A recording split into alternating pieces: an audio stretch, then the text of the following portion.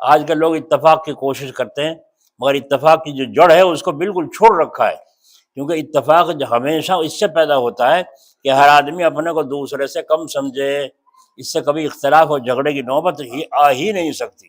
افسوس، آج اس پاکیزہ خصلت کو بالکل چھوڑ دیا گیا، بلکہ اس کے خلاف غرور، اپنے کو بڑا سمجھنے کا سبق دیا جاتا ہے۔ لباس میں ہمیشہ کسی وضع کو، ایسی وضع کو پسند کرتے ہیں جس سے تمام مجمع بھر میں ہم ہی کو بڑا سمجھا جائے۔ غضب یہ ہے کہ اپنی اولاد کو بھی شروع سے اس ایسے لباس کی عادت ڈلواتے ہیں۔ غرض ہر بات سے یہ معلوم ہوتا ہے کہ یہ مسلمان بھائی اپنے کو فرعون کے برابر سمجھتا ہے۔ پھر فرمائیے اتفاق کیسے ہوگا؟ اگر اتفاق کا واقع میں شوق ہے تو صوفیوں کے طرز پر چلنے کی کوشش کرو، ان حضرات کے قدموں پر جا گرو، پھر دیکھو کیسا اتفاق ہوتا ہے۔ ایک رئیس آدمی سے میری گفتگو ہوئی کہ اگر لڑکے سے کسی نوکر پر کچھ زیادتی ہو جائے، لڑکے سے کسی نوکر پر کچھ زیادتی ہو جائے تو کیا اس کو سزا دینی چاہیے لڑکے کو؟ ان رئیس صاحب کی یہ رائے تھی کہ لڑکے کو سزا نہ دینی چاہیے، اس نے نوکر کو مار دیا۔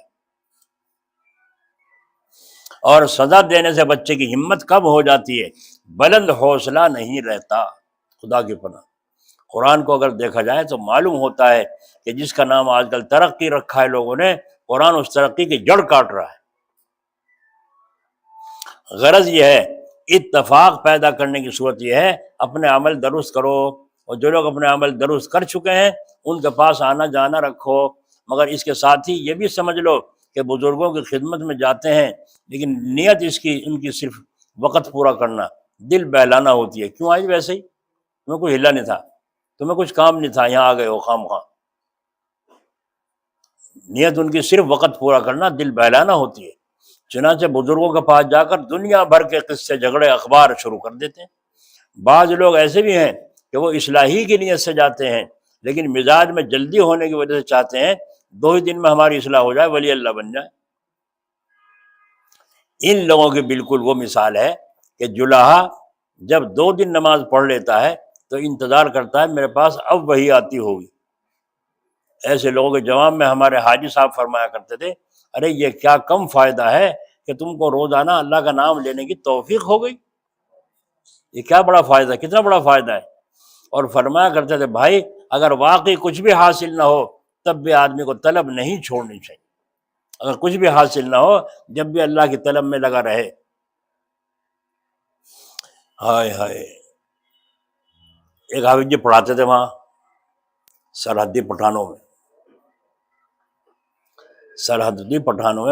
پڑھاتے تھے ادھر کے، اور ایک دن کسی بچے کو پٹھان کے مار دیا، اس کو ایک آدھا مار دیا، بس وہ آگ بگولا ہو کے وہاں سے نکلا، اٹھ کے چل دیا۔ ارے سن، وہ سنتے ہی چلا جا، اور گھر جا کے تلمبا چھرا لے کے اور یوں آنکھیں لال کر سے حافظ جی نے کہا یہ تو آتے کر دے گا، یہ نہیں مان رہا، ادھر مڑتا ہی نہیں، نرماتا ہی نہیں، اٹھ کے وہاں سے بھاگے، ادھر کو ادھر کو، پیچھے پیچھے پیچھے پیچھے۔